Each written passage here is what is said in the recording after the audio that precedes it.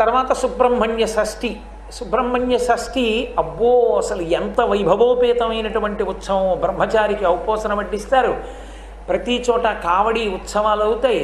సుబ్రహ్మణ్యేశ్వర స్వామి వారిని షష్ఠి నాడు ఉపవాసం ఉండి ఆ రోజున తేనెతో అభిషేకం చేస్తే బిడ్డలు లేని వాళ్ళకు కూడా బిడ్డలు కలుగుతారు. సుబ్రహ్మణ్యుడు చాలా తొందరగా అనుగ్రహించేది తేనె అభిషేకానికి అనుగ్రహిస్తాడు.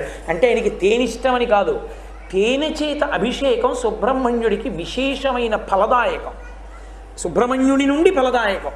నేను తేనెతో అభిషేకం చేస్తారు స్వామిని. ఆ రోజున వల్లీ కళ్యాణం అని ప్రతి చోట కళ్యాణాలు చేస్తారు. అంత గొప్ప తిథి సుబ్రహ్మణ్య షష్ఠి.